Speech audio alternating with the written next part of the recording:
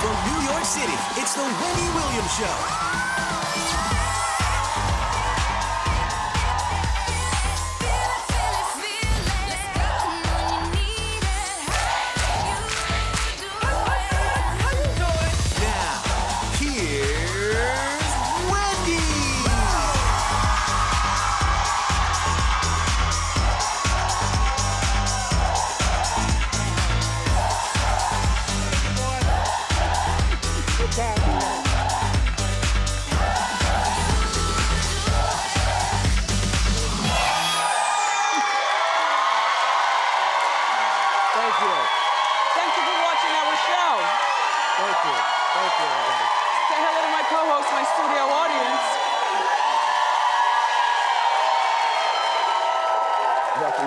Thank you, Wendy.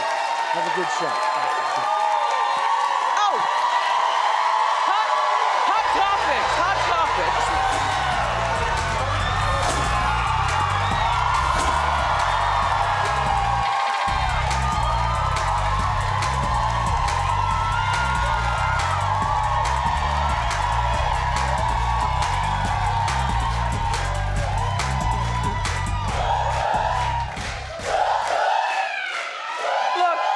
I forgot to say, how you doing?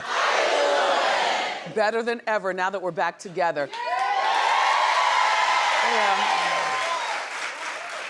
And that young man that I brought out with me is John Anderson. Remember, before we went on Christmas break, John was man down here on the crew, and I went out to Long Island to see him and stuff like that. Anyway, he's back to work.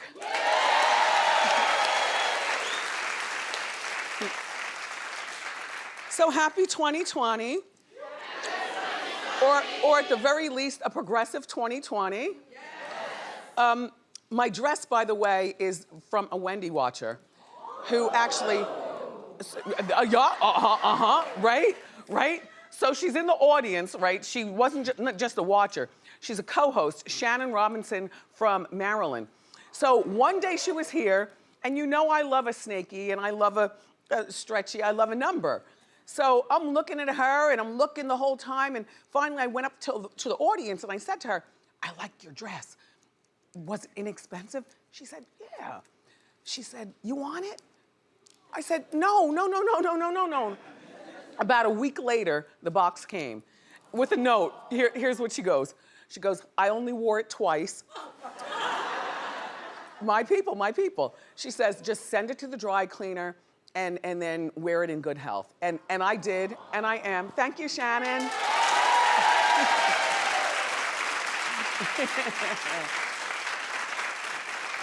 Did you watch the Golden Globes last night? They were on. Clap if you did. Okay, most of you. Ricky Gervais was the host. I was not watching. There were other things on TV and other things I was preparing for. Plus, I don't really like award shows. You know, I get bored. And I didn't know half of those musicals and things that were being awarded. I had no idea. But he wasted no time, apparently, ripping apart Hollywood in his opening monologue. You take a look. Many talented people of colour were snubbed in major categories. Unfortunately, there's nothing we can do about that. The Hollywood foreign press are all very, very racist. So I came here in a limo tonight, and the license plate was made by Felicity Huffman. So, no, shush. Once upon a time in Hollywood, nearly 3 hours long, Leonardo DiCaprio attended the premiere, and by the end, his date was too old for him. So, even Prince Andrew's like, come on, Leo, mate, you know, you're nearly 50, son. If you do win an award tonight, don't use it as a platform to make a political speech, right? You're in no position to lecture the public about anything. You know nothing about the real world. Most of you spent less time in school than Greta Thunberg. So, if you win, right, come up, accept your little award, thank your agent and your God, and... So...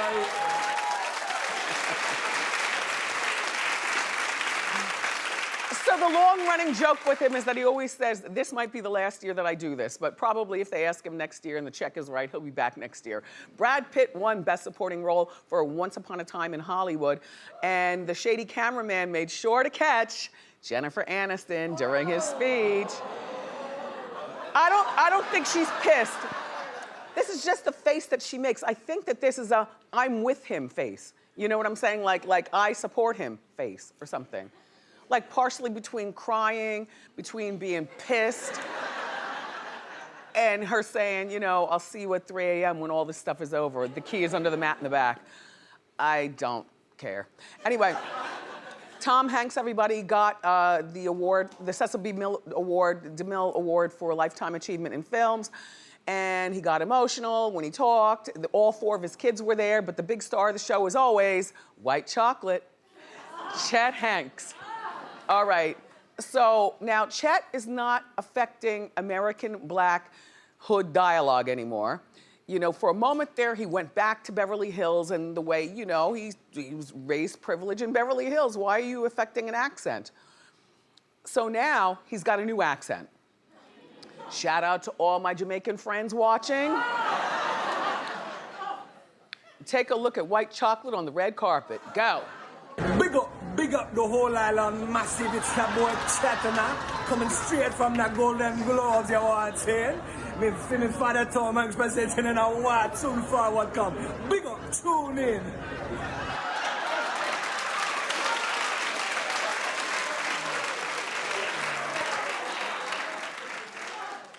I don't know to be offended or to laugh with him or at him. All I know is that Chet Hayes is the gift that just keeps on giving.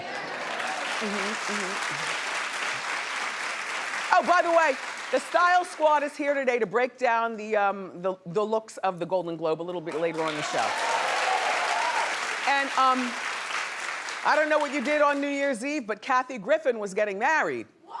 Yeah, oh yes, oh yes. Kathy is 59, and she married her longtime boyfriend. She's been with Randy Bick, who's 41, for about 8 years.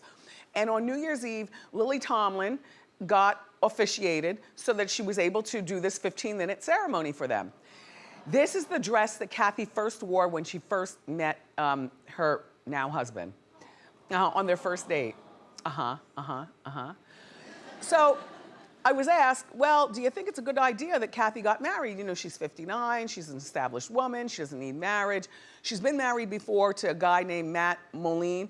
He was her manager who stole $72,000 from her, according to Kathy.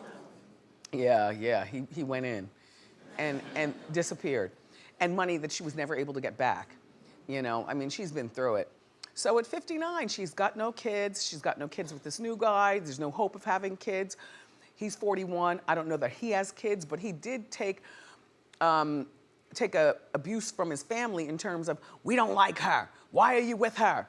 And he's like, well, if you don't like Kathy, then you don't like me. So bye. So he forsook his whole, forsook? Forsaked or forsook? I don't know. Look, I like the pink poof in the front row.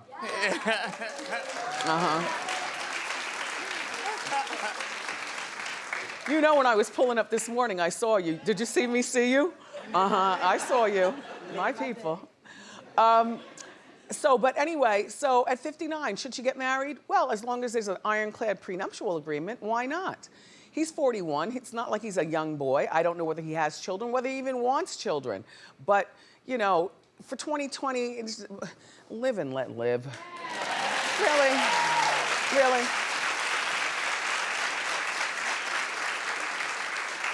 All the bombs going on around the world, people being killed and shot, and the terrorists, and then just out in the street, just people falling out on the ground. People don't have health care, people are coughing.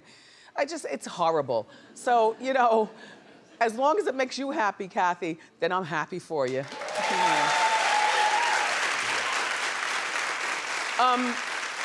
One of the things over the break that floored me, because I thought these days were over. That Drita DeVonzo from Mob Wives over in Staten Island, did you hear about her husband, Lee, and her? Okay, they were arrested over the break. Like, our break literally started, it was only maybe 24 hours in. Right, Norman? Like, immediately. Right. Right. Okay, here's what happened. The police raided their Staten Island home, all right? Apparently, the neighbors called the cops on the house. I guess the cops were surveilling it for quite a while, you know, like in unmarked cars and stuff. The neighbors were saying, there's too much activity going on in and out of this house. Too much going on. So when the cops finally did their thing, they seized 2 loaded guns, a bunch of hydrocodone, a bunch of Xanax, and over a pound of weed, along with a scale. And by the way, their 12-year-old daughter was home at the time. Can you imagine the cops kicking in your door and your 12-year-old daughter being there and thinking that everything's okay, except for that scale? You know what I'm saying? Like you can hide a whole bunch of stuff in your house, bags of pills and Xanax, or even guns. You can hide them from a 12-year-old, you know, make the house look nice. One thing you can't hide is a scale. Because you can't keep putting it away, otherwise it's not calibrated. And if you deal with some of these people on that street level, if they get 1 gram wrong, they are coming back to do you in. So.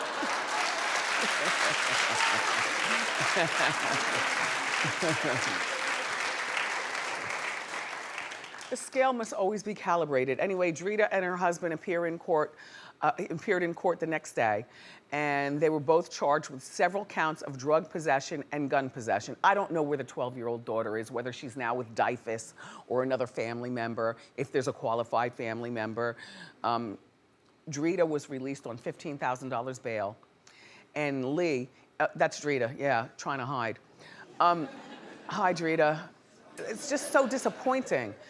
Anyway, and Lee is still in jail. So I don't know what's going to happen with them. The rumor is as though that Mob Wives is coming back. No, I don't think so. I think that this saga is over. The entire Mob Wives franchise, including the ones in Chicago and any other ones you all are drumming up. Like stop with that. Stop. That's not cool.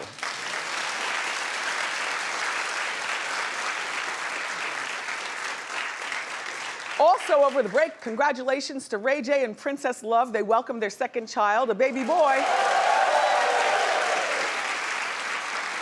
Yep. I couldn't tell what that was in the very beginning. Like when I first saw the picture, I was like, wait, now hold on, this is a bit, what is it? Anyway, it's their second child. The baby boy's name is Epic, with a K at the end. Epic Ray Norwood. Well, Ray J, hopefully you'll do the right thing.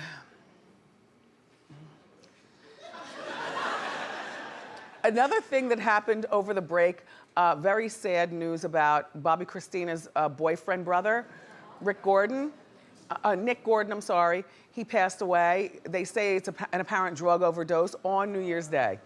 He was 30 years old. But you know, he didn't have much to look forward to, all right? Now I'll break this down. He owes the Houston Brown estate $36 million. Okay, there's no job in the world that he's gonna be able to get that is going, and because you know, then they start taking it out of your paycheck. They were gonna start doing that. I don't know that he was working. His mother left him, you know, when the scandal happened. She moved to Hawaii, okay, 11 hours away. Moved to Hawaii. He was living in Orlando. He actually changed his name to try to get on with his life, but he still looks like Nick Gordon. His name was Nick Beaulieu, the new name. Yeah, just a confused young man in a confusing situation. His brother gave an interview, though, saying that he spoke to Nick hours before he took his life. And he said that everything seemed good. Probably because Nick knew exactly what he was going to do to free himself, you know what I mean? Rest in peace, Nick. Yeah.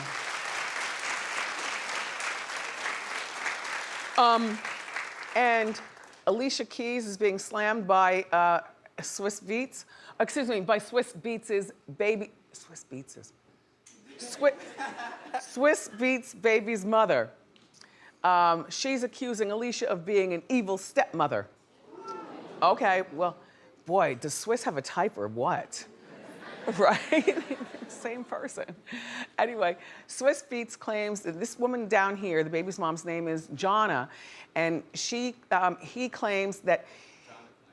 What? Jonna's doing the claiming. Oh, she's doing the claimation? Mm-hmm. Okay. Jonna is claiming that Alicia gave her and Swiss's 11-year-old daughter an iPhone without her, Jonna's, permission. Well, there's the daughter, and also Jonna's very upset because Alicia has convinced the daughter to call her Umi, which is the Arabic word for mom. Well, Jonna is saying that, look, there is only one mother to her child, and stop it. And stop trying to buy her material things like an iPhone. Well, it turns out, because at first I said, well, why didn't Alicia then ask Swiss? And then Swiss can inform Jonna. You know what I mean? That, look, we got this iPhone for her. Alicia wants to give it to her. Is that okay? Anyway, none of this Jonna should have been posted. What kind of woman is she? She is a singer in Britain, but I can't find, like, she doesn't have a Oh, Wikipedia she's page. no Alicia Keys. Exactly. Oh, sour grapes. Yeah.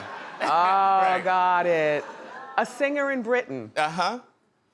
Who, like, only has, like, a SoundCloud, like, not, like, a Wikipedia page.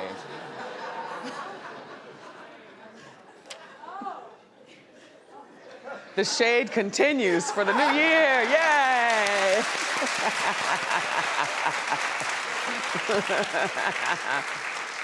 So anyway, Jonna put this whole diatribe on social media. It was very, very long. Swiss clapped back at Jonna, claiming that it was his old iPhone, and he gave it to Alicia, to give to the daughter. I guess maybe, Swiss was going to the studio. The girl will be over in about 2 hours. Alicia, I left it here on the kitchen island. Make sure she gets it, or something like that. You know what I mean? And I don't like the idea of the daughter, though, Jonna. All right, so Jonna, relax with the iPhone, okay? All the kids have phones. She's a Beats Keys, for goodness sakes. And it was a used iPhone at that, so at least they're being frugal. I don't like the idea, though, of anybody being called Umi. Umi, mom, mama, nuh-uh. Why doesn't she just call Alicia Keys?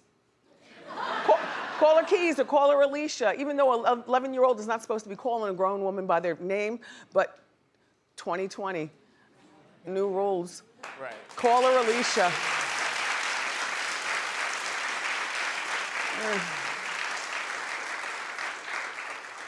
How many people here are on their New Year's diet? No, clap. We do claps. A few of them.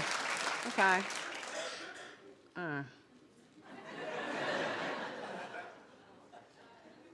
One thing about that break, the food was good. Right, Boof? Food was good. What? Food was good.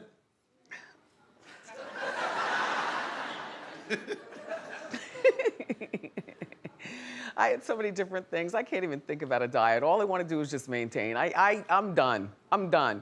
But Adele lost a ton of weight, and fans are really concerned that she's getting too skinny. And you know what I say these fans are? These fans are the ones that don't know how to push back from the table themselves. So you're mad because Adele is now no longer part of you. You know what I'm saying? Okay, Adele lost this weight on her own. We all know she was obese. She wanted to lose weight. It hasn't affected her voice. So what? She lost the weight on her own. She had the baby. She's got a new love life going on. She was spotted over the weekend in Anguilla on the beach. I think she looks fabulous. She doesn't look skinny. I think she looks wonderful. She still looks healthy and hearty, like she could probably still eat a rack of ribs, just not every damn day, maybe once a week. Well, reportedly, she was on vacation with a random group of people, James Corden and Harry Styles. Nothing going on, they're just all three friends. Look, her face is still nice and full. That's still Adele. And she lost the weight before she started gaining it so that she'd have the, see what I'm saying? I think she looks great. No makeup, the whole bit. She filed for divorce from her husband's sign-in in September, and she's moved on with her life. That's what she used to look like. Suzanne, do you suspect that these are fluffy girls who were just mad because Adele lost her weight? No, because I liked her a little bit bigger. This is what he says. I did. Look. I don't like her thin. Tell them what you told me during our morning meeting. I like my Adele like I like my Luther. I like big Luther. Yeah. I don't like skinny Luther. Yes. And you like Adele being sad.